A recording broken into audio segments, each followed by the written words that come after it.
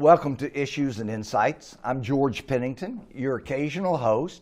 And as you can see, we're adhering to protocol and we're at least 6 feet. I'm saying we're 32 feet. It's just the cameras make us look 7 feet across.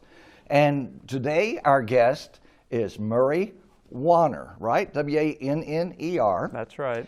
And Murray, you and I chatted for a few minutes a while ago, but I like for all the guests to, if you don't mind, give us a little bit of your background so we can get to know you. You don't have to give us your ACT scores unless you just want to brag a little bit, but tell us where you're from, some of the things you've been telling me so we can follow the progression of your life. Oh, official, and go ahead and officially, he's the planning official of City of Radcliffe. But it'll give us some histories how Danny got here. I said Danny. I've called you Danny twice. Murray. Danny's his brother they don't talk about, okay? I do work with a Danny. You do? Just to be fair. You don't have a Danny brother that they keep away in the closet somewhere, do you? No? No? Okay. Our building inspector, Danny Richardson, I do work with him. Okay. But yes, my name's Murray Wanner. I'm the planning official with the City of Radcliffe. I've been with the city since 2000, actually. Wow. Quite some time. Originally, I'm from Canada. Yes, from Saskatchewan, Canada, which is up near the North Dakota state line. Yes. Grew up in a border town 15 minutes from North Dakota and about a half hour from Montana. What town? Estevan. Estevan, okay. Yes. And I went to school at the University of Windsor in Windsor, Ontario. Okay, got you. And as we were talking, I worked in Southwest Florida for a while before coming to Radcliffe, in Fort Myers in transportation planning. Okay, gotcha. And I ended up taking the position with the City of Radcliffe as a land use planner. Kind of got a little bit tired of all the number crunching and the huge reports full of spreadsheets with traffic engineering, right. Traffic counts. So land use planning was a lot more interesting to me, hands-on, and kind of went with my education a little bit more so. Got you. Now, you've been here, what did you say, since 2000? Yes. Okay. Did you already have a connection up here? Did you know people? How did that work? Surprisingly, I had been searching for a position in Florida, landed a position down there, and I just happened to start looking for another job about 8 months later, and while I was speaking with other cities, I was contacted by the City of Radcliffe. Oh, yeah. They had an opening, and I had previously contacted them about 8 months previous. Okay. So they contacted me while I happened to be looking again, and they offered me the position. The rest is history. Now, who was mayor then? Sheila Enyard. Okay, gotcha. Yes. Gotcha. And so you came up here. Mm-hmm. You looked at the landscape, and give us just we moved back to the area in 92. My wife's from here, and I'm from close to here. In 92, and the landscape has changed a little bit since then, but it's probably changed still a fair amount since 2000.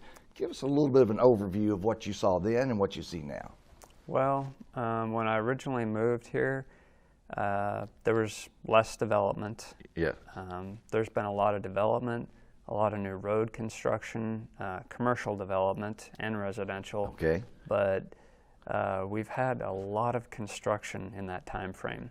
And it's interesting you bring that up because that's one of the most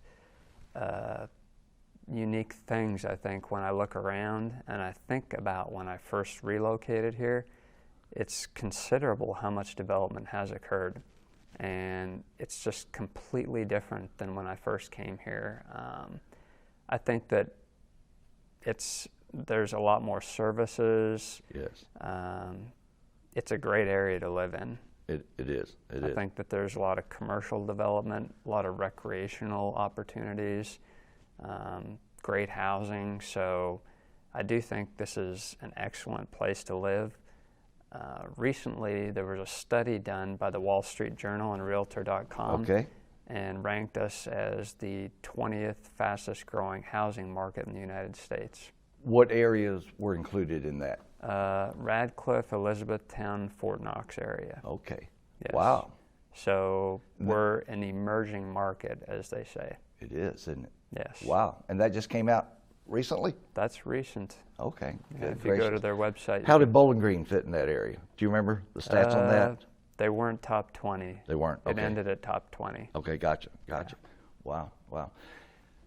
Since I've been here, it looks like the city limits have expanded of Radcliffe. Have you seen expansion under your tenure too? Yeah, Have you? I've been part of several annexations, and most of the area where we've annexed has been to the south end of the city. Okay. Kind of in the vicinity of the Elizabethtown city Yeah, limits. yeah. South, southwest. Right. And I guess one of the big reasons why is we're somewhat landlocked in the sense that to the north Right. and to the east we have Fort Knox Right. directly adjacent to our city boundary.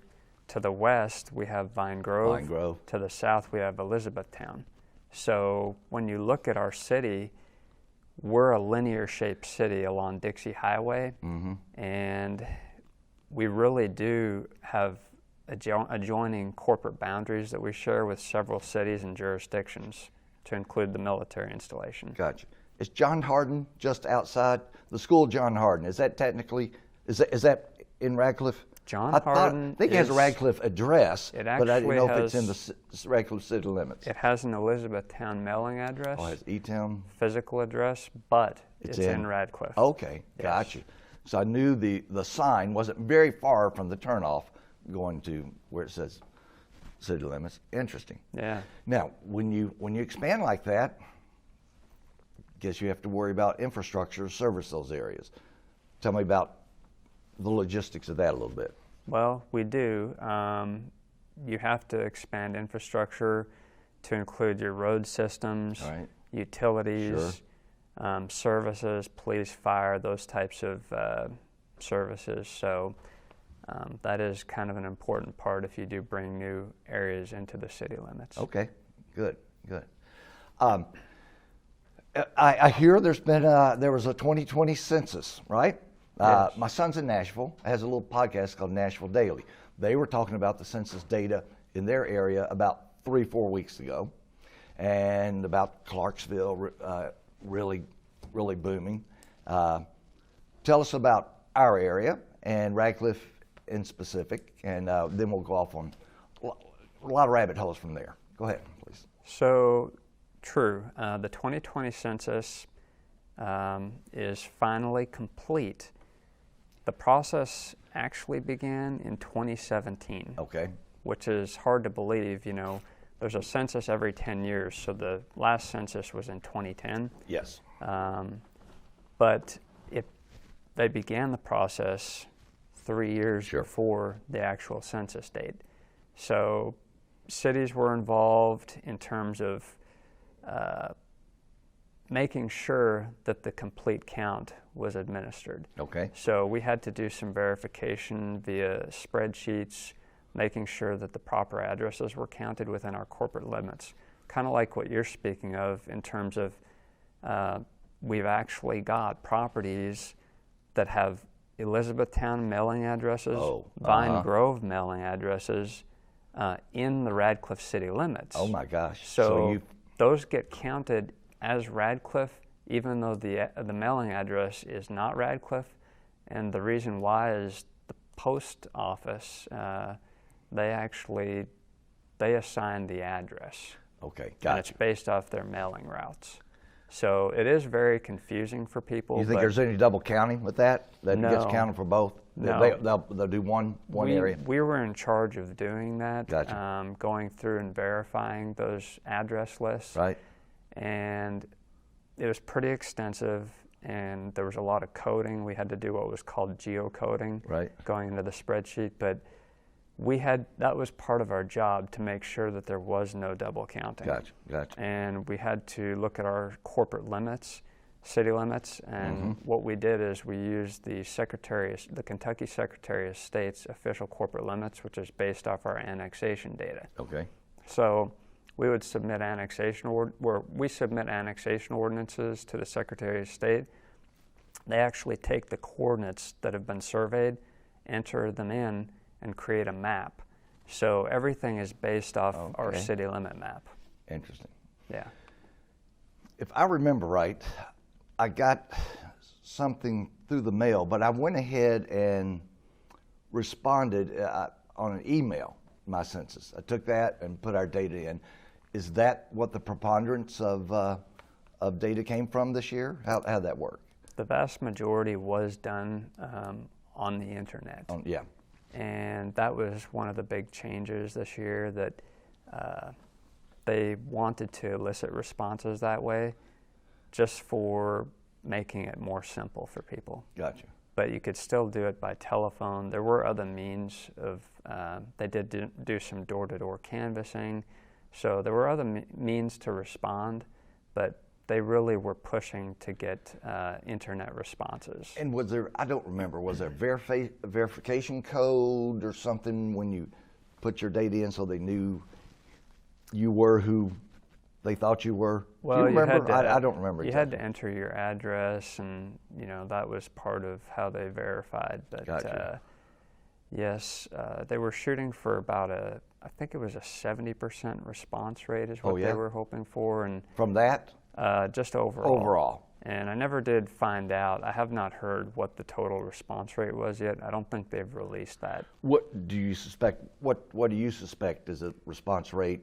Your gut tell you in the Radcliffe area. I think they probably came close to the goal. Okay. I do know that with the pandemic, that did affect them somewhat, and it did delay some of the data release even. Sure. So they are under certain timelines and timeframes to release the data. Okay. For example, on August 12th, they released the 2020 census data. Okay. And they released the U.S. population data for state populations, and a lot of that, what that was done was to redistrict data. Oh, that's right. Indiana's going through that.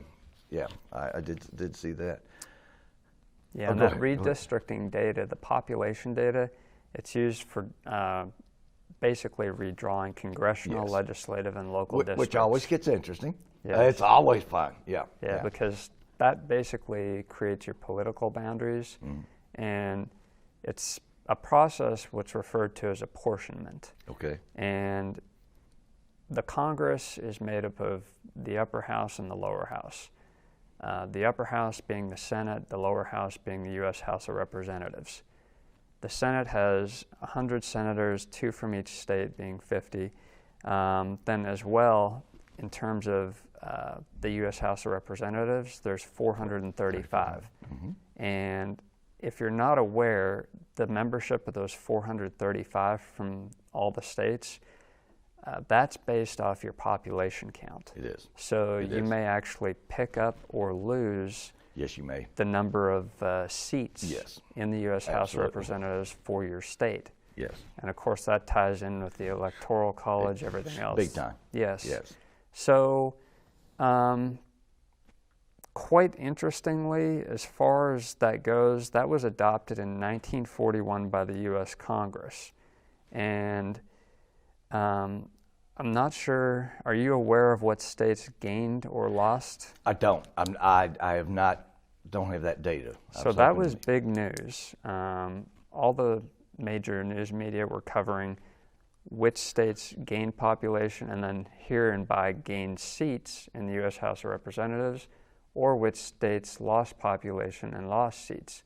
So what was found is a lot of the traditional manufacturing sector states, what they refer to as Rust Belt states through the Midwest. Sure.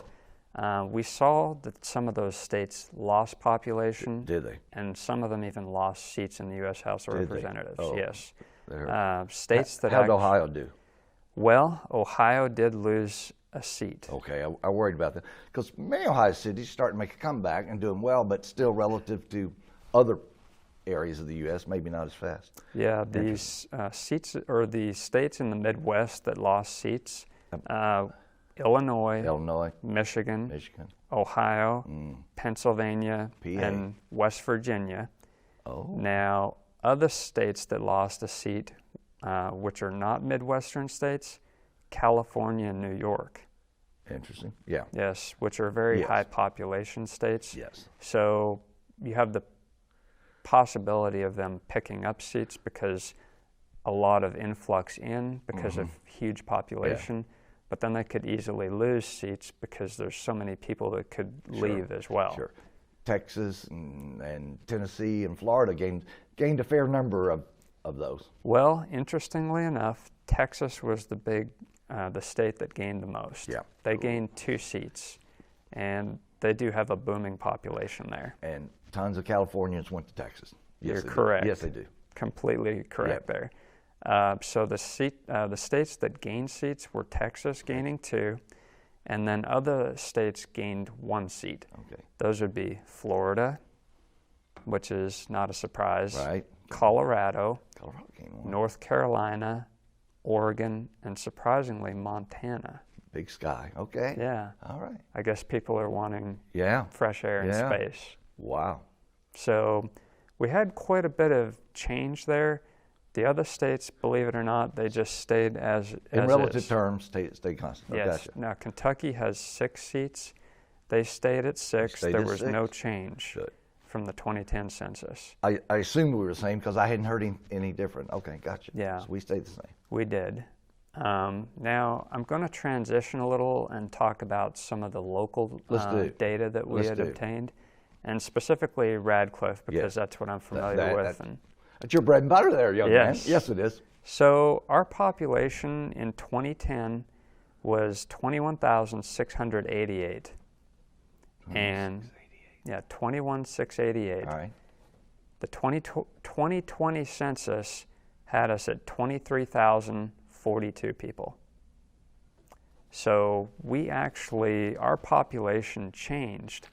We gained population at a rate of 6.24% growth rate. And that was from 2010 to 2020. What did you say 2020 was? We were at 23,042. So our gain was 6.24% growth rate of population. So I would have thought, that seems almost like an underestimate a little bit, doesn't it? Well, Does it to you? Or does that seem pretty I think it's spot on? It's quite accurate. Pretty accurate? Okay. Because we had to verify a lot of. My gosh, Radcliffe's had so much development. We have. But interestingly enough, the national average, we were on par with the national growth rate. Okay. So would you say it was at 6? Yes. Ish? Yes. And we were very, very close to the national average. Okay. So we did see some areas that I've looked at that grew at higher rates, but some places grew at lower rates. I got you. Some places lost population. Okay, some parts. There's a lot of cities, especially through the Midwest, Yes. that did actually experience population decline. Gotcha. So, a lot of those areas would be in manufacturing sector Sure. areas, your Ohio's, Illinois, Michigan. So we're pretty happy that, we were really in line with the national average. Okay, good. Yeah. So what does that mean for Radcliffe as far as planning, funding, et cetera, scoping out the next 10 years? Well, it means stability. Good. And it means that we have a strong economy. Our population is growing. Good. It means that we have housing needs, demands, and there needs to be a supply there. So we have builders that are actively building in the area. They have been. That's picking up because with everything where during the whole pandemic, a lot of people were staying put. Mm-hmm. And there was a backlog in the housing market. So now there's a huge demand for housing. And also, as you've heard, housing values have increased exponentially. It's very much a seller's market. Demand exceeding supply, yeah. Yeah, so people are now relocating finally, and they're buying houses, and they want new houses too. So there's a building boom despite a rise in materials prices. And those have come back down a little bit, right? It's starting to come started back. to come down? Yeah, I know wood started down a Yeah, little it bit. started to come back down. So But we still have those supply chain Yeah, mess ups. It's going to take some time. Yeah. But thankfully, the prices are starting to come down. And in addition, with the growth of housing and our city as a whole, I did kind of want to talk about some of the unique characteristics. I think we got about 6 minutes, so go ahead and okay. Yeah. So and anything that's important. Yeah, some of the census data that is available online relates to very specific information, and those categories would be population, age and sex, race, population characteristics, housing, families and living arrangements, computer and internet use, education, health, economy, transportation, income, poverty, and businesses, and geography. And the census has not released those specific data to those categories based off 2020. They have done surveys, the American Community Survey.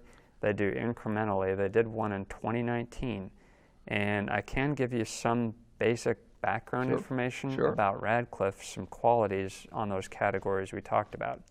So our median age in Radcliffe is 34.7 years old. That's my age. Well, good. That's me. Yes. Oh, wait a minute. There's a multiple involved there. Okay. The population is 53.3% female, 46.7% male. The race data, we're at 54.9% white, 29.6% black or African American, 8.1% Hispanic or Latino, 6.1% two or more races, 3% Asian, and then the rest is made up of other categories. So I think what that shows is we're a very diverse community, and that's very unique compared to some other communities in Kentucky. A lot of that has to do with the Fort Knox installation. Sure. Most military communities are fairly diverse. Yeah, we have people from all over the world relocating to Radcliffe. So it makes us a very interesting community to go visit and to live in. Our population in terms of veterans, we're at 23.2% veteran population. How does that, do you have the data, how that compares to 10 years ago? I did not look at the 2010 data. Do you think it's down or up or? That's a good question. Yeah, it's just curious. Now that you brought it up. Because a lot of us veterans, I'm veteran, have aged and, and some have passed. So I'm very curious. Yeah. Now that you've mentioned it, I'm going to go back and look because I kind of wonder. Yeah. That's a great question. Foreign born, we have 6.5%. The owner-occupied housing rate, 50.5%. Average family size is 2.99, which I think that's gone down over the years. Okay. Smaller families.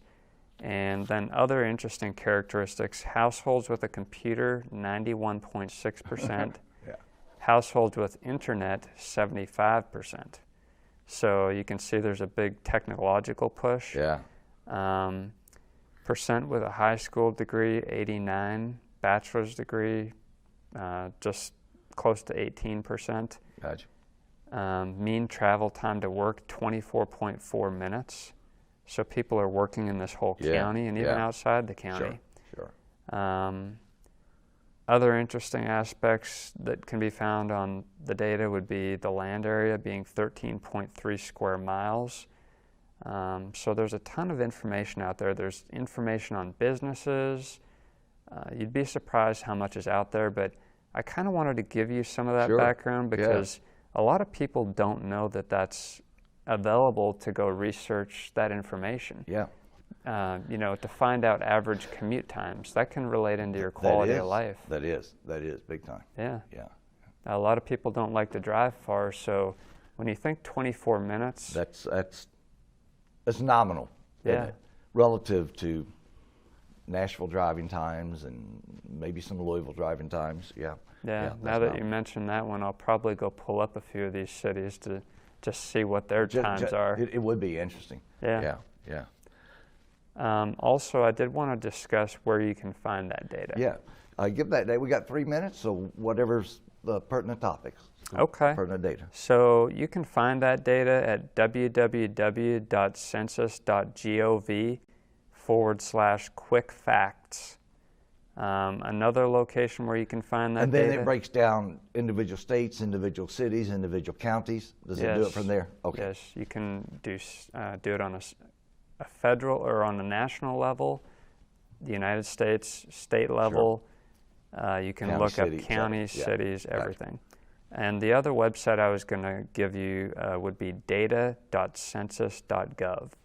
So those are the two websites, or the two links to the census website. When you go to the City of Radcliffe website, is there a link to that We under don't- the planning? We don't have a specific link to Gotcha. the census on our website. Gotcha. Most of that pertains to our breakdown of government Gotcha. departments, Gotcha. a lot of forms, paperwork, for new businesses, that type of thing. The fun stuff. Yes. Yeah, the laborious fun stuff that Yes. makes life interesting. Yeah, yeah. We still have a minute or two, so anything else that's important or you'd like to say would be. Well, I want to thank everyone for taking part in the census, because it does affect how tax dollars are spent in your community. It does. And it's very important because services are funded via those Yes, population they are. counts. Yes. Voting is affected, so I think it's really important that people took the time to do that. Even though it was just a few questions, I Yes. do want It to. was very short. Yeah. Very short. And it's amazing they can get as much information as they do, and it's helpful. It really does create a framework to where we can administer funds and receive funds. Sure. Some of that goes into building roads, Yes. things of that nature, providing services as well. Keep going. You're good. So thank you everyone for taking part in the census, and please do look into that information. I think you'll find it very interesting. Yeah. Well, we appreciate Coach Murray being here today, and from Saskatchewan. What was your hometown? Estevan. Estevan, to Florida, to Radcliffe, and to the University HCEC right here in the studios. We appreciate it, and good to meet you. And any other City of Radcliffe, they can find you if they go to the website. Is that right? Yeah, you can check out our website as well at www.radcliffe.org.